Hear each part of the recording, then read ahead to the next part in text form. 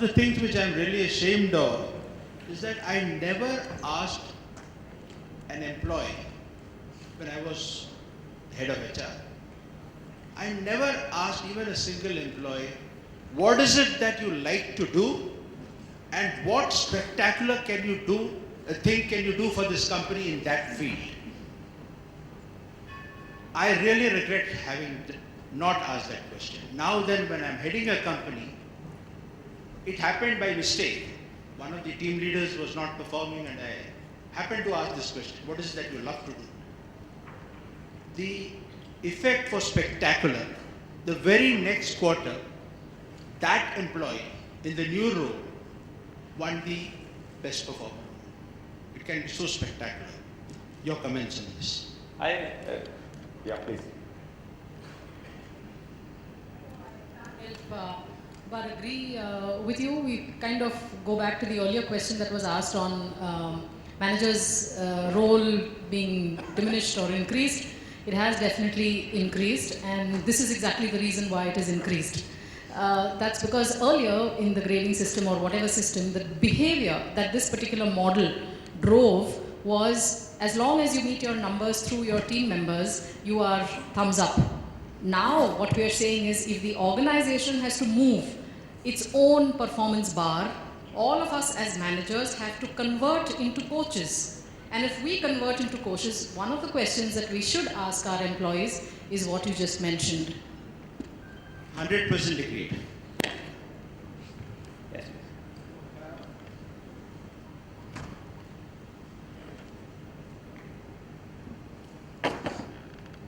Good evening, sir. My question is not directly linked with PMS system. It's about challenges in front of HR. It is said that HR is expected to contribute in the execution of a business strategy. And as per practice, strategy is restricted up to top management level. And now, if HR has to contribute for the business of success of business strategy, how do we take that strategy to the bottom level? How do we make employee at the bottom level to understand about business strategy and what is expected? How to make him realize? Thank you. I haven't been able to understand the question. Yeah, so I'll probably summarize a little It's bit. basically about challenges in front of HR. Now it is expected by HR department to contribute in the execution of business strategy. And now if you want to achieve the business strategy goals, every employee has to be aware about the business strategy. Now how to make employees aware about the business strategy? Communication. How to make it more simple? Basically, strategy is always in numbers and figures. And Right. So every year, every organization will have a strategy meeting. You will have certain numbers that are drawn up, and they are signed off by the board, an internal as well as an external board, depending on the kind of the organization. And at the end of it, it is the responsibility of HR department to wear the hat of marketing managers and go around explaining that this is what your organization is going to be gunning for the entire year. The alignment of the employees' goals or the department heads' goals will have to be to that of what the organization wants to achieve. So once that is announced, and you have to use various communication channels, you have to use internal radio, internal TV. If you have basic notice boards, will also do communication by the manager to its employees. So that's one way you need to explain what is the strategy of the organization to your employees. But coming to your other question on strategy and HR strategy, and is HR strategy at how do you prepare your HR strategy? I remember many years ago I had a goal item, HR strategy linkage to business strategy, and that was given some 20% weightage. And I remember creating a strategy deck and saying, this is the strategy of my business unit. My business unit wants to do work in Iraq. And what is it that you as HR can do? So we will say, our recruitment, we will have to try and empanel people, or we will have to see whether it is even safe. What are the compliance issues around that particular region? So there's a linkage that we have to do. But today, I think strategy is commoditized, and the differentiator is actually execution. So there's a lot of importance that we give on how does one execute an individual, a department, an organization. How is it that you actually execute more than the strategy? You just type strategy HR, you'll get half a dozen links on strategy which you can just cut, copy, paste. and even timely execution, definitely will help the business, to achieve the goals. Thank you, madam. And I just have one more additional points to what we just heard. If your topic is that, how do I get into that strategy meeting? It all depends on what value you are going to bring on the table and how much you will influence your leadership. So if you really have some solid points to be discussed or to be inputted in your strategy, probably the HR manager has to take up the cudgel and just go and talk to the leadership. Yeah. You have a question for sir. Actually, many of us are from this manufacturing industry. Please take mic, not audible. This question is for Shantanu sir. Actually, many of us belongs to this manufacturing industry, and we have almost more than around 50 to 60% contract labors. We are planning PMS for the managers. Those persons who are directly involved in this product making, while designing the goals like the zero customer complaint or 100% production plan versus actual, while designing these type of KPIs, do we are considering these these facts as well as there are some unions. In some companies there are unions.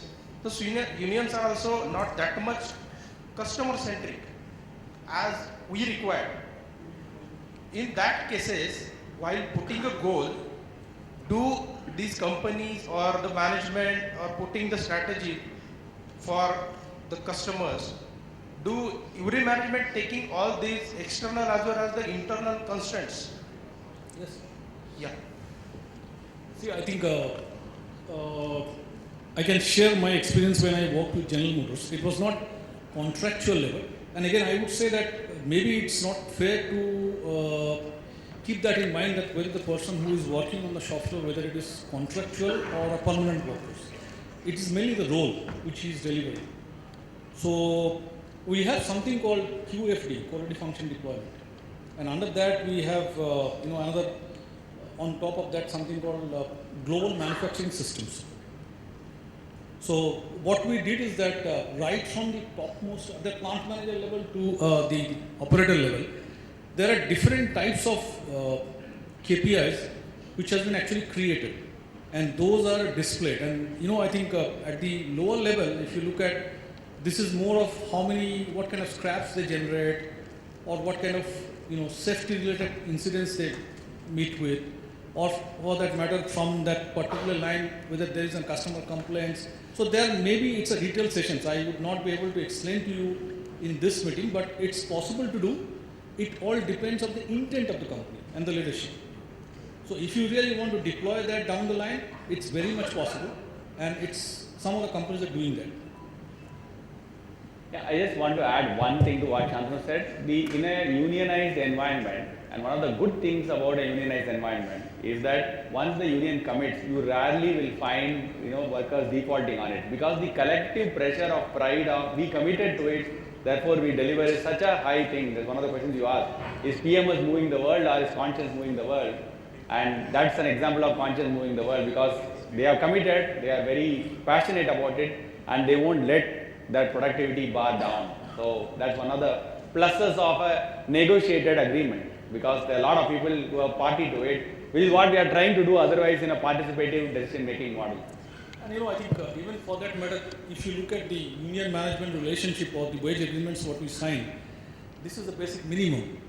So if you really want to drive a culture, and out of this 100, 200,000 people, you find that there are around 20% of them doing better than others, I guess probably you need to have that kind of a discussion with the union that you want to reward them because they are doing better than others. And it all depends on, again, what kind of relationship, what kind of influence you have on the unions. It's pretty much doable. It's not very difficult to do. This is Govind from Hyundai. My question is to Kavita. You had talked about removing bell curve completely. It's definitely a wonderful idea, because as Vimal said, we don't even want to play our children. My doubt is at a transaction level. I mean, it's from the increment distribution or budgeting. From that point of view, how do you do it without completely, if you completely remove the bell curve part of it? If you could throw some light on it. Organizations who have completely removed the bell curve, right? You take the Googles of the world and Yahoo and Microsoft and I mean the list is increasing. The budget will remain the same. Now that's why again I go back to the fact that the manager's job is increasing and becoming more difficult. So you complete your appraisal at the tactical level. You go back and provide inputs for his development. Because coaching and development is key. You're no longer talking about strengths and weaknesses, but you're talking about what is it that you can continue doing and what is it that you should change. You are no longer a manager who will control. You will have to change as a manager to becoming a coach. And that is where at the end of the performance appraisal cycle, when you go to finance and you say this is your ratings, you don't have a bell curve. And if, for instance, you are a very socialistic manager, and you say everybody is brilliant, my God, my team has excelled, but the organization has not even met its revenues, you are going to get so much as your bonus, and that is where you will need to again differentiate. So the bell curve can never go away in my personal opinion. What we need to change is the rigidity of the bell curve that we have been implementing it for the last decade or so. We've kept saying 20% top performers, not more than 30% top performers. Even it can't be a 30.01, which is where I think we kind of went a little bit too far. But if there is some range, which we have currently done in our organization, as I said, you know, the meets performance are the people at the, you know, at the center. Not necessary to just remain at a certain level. It can be slightly higher. So while you do away with the bell curve, all these organizations at the back end will definitely have a limited kitty. The kitty is not going to fall from the sky saying you have extra kitty because you've done very well. That will remain. I think the bell curve debate is a little nuanced debate. Sometimes it gets oversimplified. So, you know, I'll just add, if you were to take your organization, look at the last year increment and put all the employees in rows and percentages against each one, and assuming that they are in the same range of salary, and if you look at how many people got 1%, 2%, 3%, 4%, 5%, and draw a curve on that, you know, organizations which say they don't practice a bell curve, maybe practicing a bell curve there. And vice versa can happen. Organizations are practicing a bell curve in the so-called label of performance. When you go to the salary curve and then say how many got 0%, how many got 1%, 2%, 3%, you will find the curve is very different. So both curves are important enough curves. It's a very nuanced debate. I think the idea is to balance. There is no one right answer, and try to figure out if you have gone too far, correct it. If you have gone too far this side, correct it. I think that's the point that Kavita is making. It's more nuanced. It's not a simple, it's not a headline alone kind of discussion. There is a lot of, you know, deeper this thing behind it. So you take the compensation curve and find out what is the bell curve. You take the promotion curve and see what has happened. How many people get promoted once a year, once in 2 years, once in 3 years, once in 4 years. There are so many curves you can draw on the entire cycle and process. Hi, my name is Riju and I have a question. On the question that you just asked, Google has done away with the bell curve, but they are still very good on their revenues. And when I go back and, you know, wonder how is it that, you know, they've done away with the bell curve but still, you know, run beautifully, there are two things that strike as differentiators. One is their recruitment process is very strict, it's very strong, it's very robust. I mean, any adjective that you can use there. So any which ways, the kind of people that they are hiring at astronomical salaries are not going to be found, you know, every day. Out of 100 students in an institute, you will have maybe one person who is cat's whiskers. So, you know, the second is the culture that they have innovated. So first is recruitment process being very strong, and that's the reason they've been able to survive without a bell curve. And second is they don't have any qualms in calling a person and saying you've really not done well, and at the end of the year you need to improve. And you know, there is competition, but at the same time there is collaboration.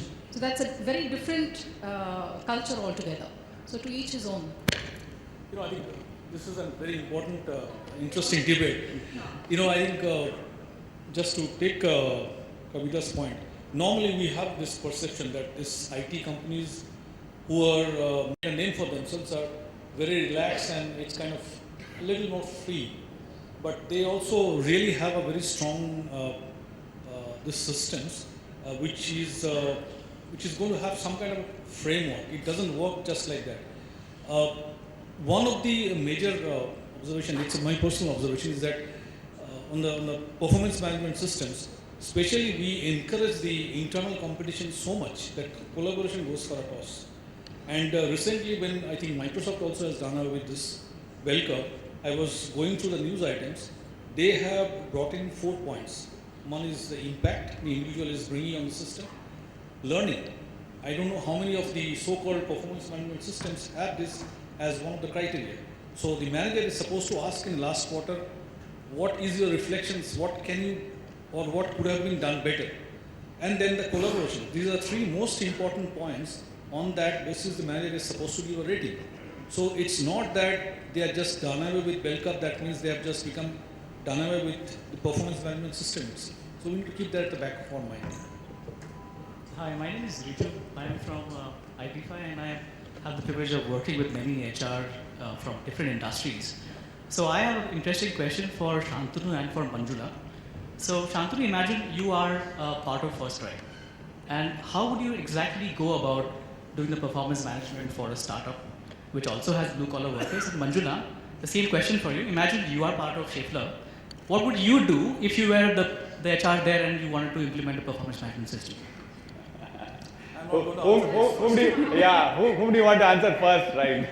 Shantanu first. Shantanu first, yes. Please. Well, I have always worked in manufacturing systems, so I need to first understand the business. So that's the first thing which you started saying, that if you do not understand the business, it would be foolish for anyone to recommend something for that business model and the environment about something like a performance management system. So I will first learn let me get an opportunity first to work in e-commerce, and then I'll come back. Okay. I have worked in manufacturing segments, so I can give you both the perspective out here. So we used to have 360-degree appraisal there. So I was working for a German multinational company. So I know it was a very long process that we used to go through. But then we had that process in place at one time. So now I think when I'm on this side of the business, it's totally very different. So I think Shantanu will definitely answer now, because I know processes are being set in different segments. For a startup where processes are not set, it becomes very difficult. Manjula, actually, if I understand to it, so you probably have a very service perspective to it, right? And manufacturing, it's essentially, it could be slightly commodity based, maybe bearing, ball bearings or something of that sort. Does your service perspective change how you now look at manufacturing? No, it does not. Well, try to take this. Yeah. I think overall, if I look at this is something which we had some discussion a few days back in our leadership team meeting, that when you actually are in a commodity-based market, how do you bring the differentiate as compared to some of the other companies? And that's why we actually talked about the service excellence. So, I think these things really are changing. So it's not really typified that while you are in manufacturing, you have a product and you have to literally get boxed into that mindset. So you are right, I think probably this is now getting more or less swapped. And similarly, maybe in the e-commerce section or probably the BPO, if you look at long back, I heard that Citibank, when they wanted to change their culture, they brought in someone from an assembly line experience in a very senior role, just to kind of get that mindset of assembly line discipline in a retail banking sector. So these are some of the different, totally out of the box thinking which are coming into the picture. So we will take maybe 2 more questions from the audience, and then I'll ask the final question of everyone. Yep. Hi, Amol here. One of the doubts which came up during the discussion was, it is mostly around the goal writing. Should we do cascading of the goal? Should we do alignment of the goal? Or should we let the individual goal to put in? Or the balance of all 3? The answer is all 3. When it comes to the direction, the vision, it has to be cascaded. in the larger goals for that matter. Because it's a team goal, there needs to be an alignment that what I need to do, because it's not me alone, I need help from few others. So therefore there has to be an alignment. And I can quote Ram Charan's one of the processes that we were recently doing for the next quarter's goals. It's called joint practice sessions, which are, you'll not find on Google probably, but you'll find something on his book called Attacker's Advantage. And you can seek me in terms of what it means. I can help you, but Google won't give you anything on that. So it requires all three in that case. When it comes to taking commitment, it requires even upward as far as the goals are concerned. So in this JPS, we have been doing all these three aspects as far as the goal setting for the next quarter is concerned. So all three are critical and important.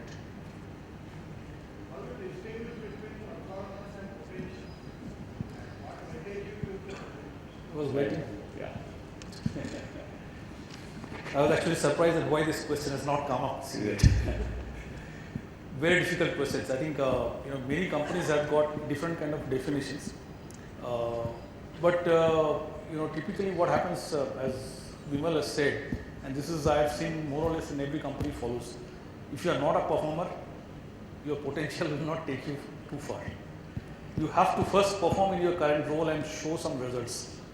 And on top of that, if you show certain things which is required as per that company's culture and the competency, then of course that potential gets considered. But only with the potentials, I guess, it may not go too far. So just to give a perspective about if you're talking about performance and potential, so what is potential to me? It's all about engagement, ability and aspiration. Because you can continue to perform what is given to you, but if you don't have an aspiration, where are you going heading? So that shows the potential, where are you wanting to be. So that's one of the critical things. Ability you continue to enhance, because if you have an aspiration, you will continue to look enhancing your abilities, which we talk about competencies in the form of. And then is all about, are you really happy in this environment, in this conditions, in what you are doing? If all these three things exist, probably it will help you perform. But to me, that's what is potential in individuals. Performance is performance. Potential in my view is judged, it is not measured. So it's difficult to measure potential. It is a judgment of the future impact that individual can make. And like Vimal said, that depends on if the person is engaged and will stay there in the first place. Does the person have the capability to do the next role? And is there an aspiration to do the next role? There is no way the skill does not have any meaning at all. That's correct. So it's will and skill put together. So Radhika, how organizations usually look at it is only in succession planning. When you're sitting at the at the board, and when you have to sit and plan your next level of leadership and see who is the person who can play another role, not necessarily he's the one who's going to play. That is where the 9-box grid comes into play, and performance and potential is judged. And as he just mentioned, it is a perception based on his previous performance, as well as based on various peer feedback that one receives on what is it that he's capable of, which may not all be displayed in your job. So a person may be very good in external networking, which is not necessary in his role as finance head. He's doing his role and giving his numbers on a quarterly basis. But peer feedback is again taken in, and it's usually done during succession planning. If we go in that detail, Mr. Radhika, what typically we look at, I think a few factors typically considered as the kind of indications that the persons can take up higher roles. One, I think she touched upon that, whether the person goes beyond his or her defined expected role or goal. Okay. So there are a few people in the group, always you will find that they show this kind of traits. Another thing which we typically look at is that learning agility. So someone, because many people are given different cross-functional projects. So this is not always in his defined list of things which he is supposed to do. So how much he shows interest and how much he learns from that new role or new projecting roles is something which is also considered as one of the defined parameters of potentials. And there is few more, I don't really offhand recollect those things, but these are something which is quite well defined. So suppose in our discussions, when a manager puts someone high on potentials, we always challenge them that, I think you have to just literally prove that why this person is different from others. And unlike what she said, in our case, we always look at it as a talent pool. So it's not exactly always against a certain particular position.